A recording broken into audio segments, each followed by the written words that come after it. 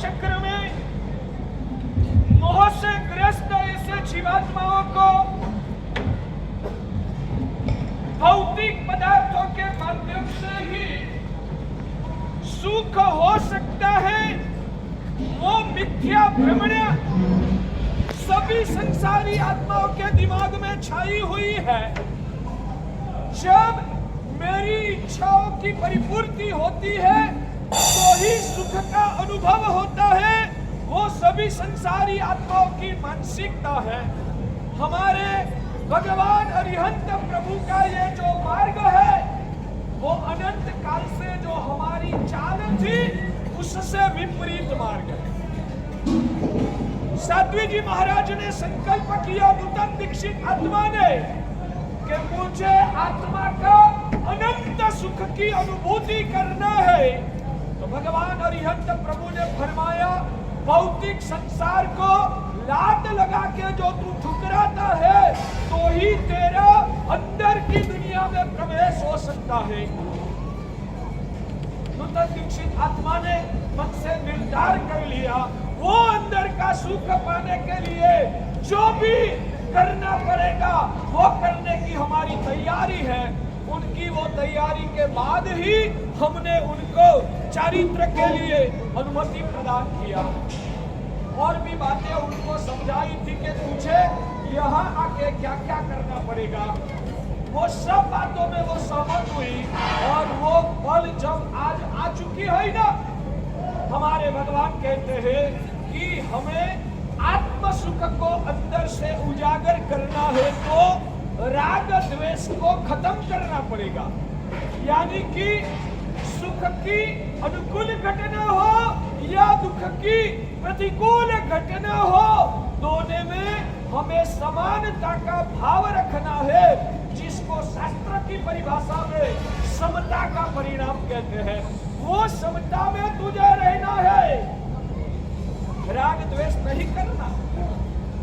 राग द्वेष ही नहीं है तो सुख पाने का अभिलाष और दुख को भगाने का अभिलाष वो मन में पैदा ही नहीं होता है। उसको ही समता का परिणाम कहते हैं। वो समता का परिणाम रखने का जो निर्धार करता है उसको सामायिक का व्रत दिया जाता है। तो नूतन दीक्षित को अब जीवन भर का सामायिक स्वीकार कराएंगे, मगर वो सामयिक स्वीकार करने की पूर्व शर्त है तेरी सभी इच्छाओं को खत्म करके तेरा पूरा जीवन तुझे गुरु के चरणों में समर्पित करना है। गुरु की इच्छा वो ही तेरी इच्छा होगी। जो गुरु को पसंद नहीं है वो तेरे को पसंद नहीं होगा। गुरु का विचार से अलग तेरा विचार भी नहीं हो सकता।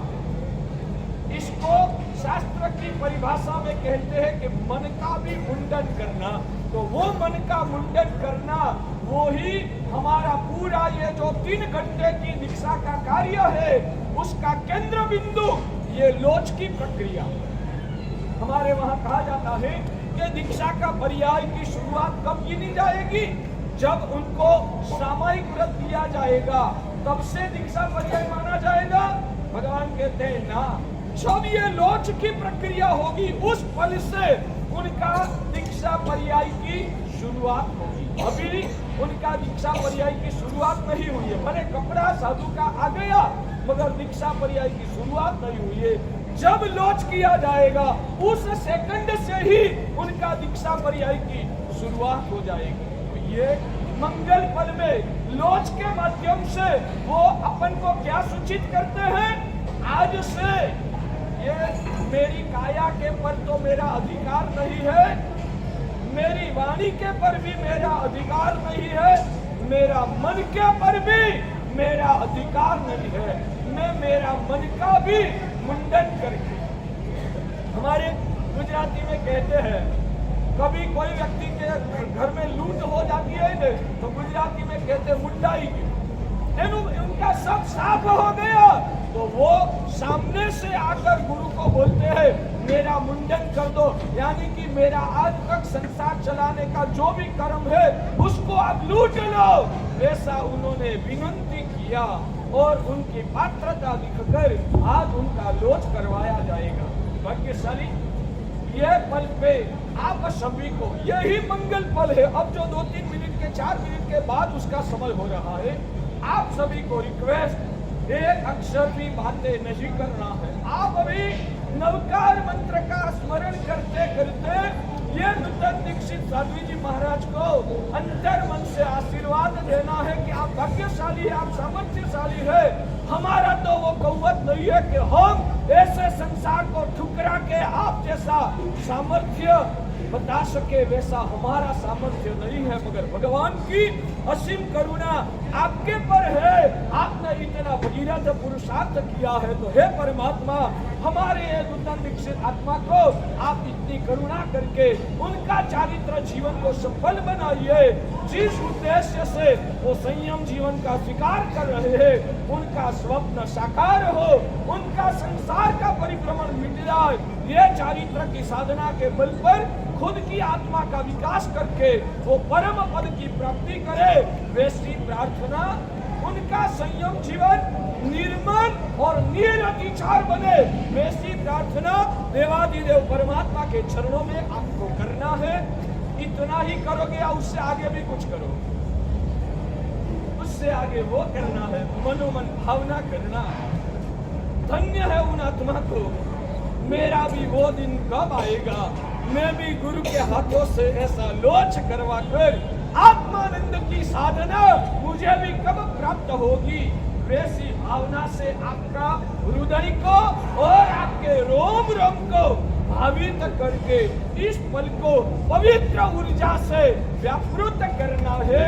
बस यहाँ का पंडाल पूरा पवित्र ऊर्जा से भर जाए।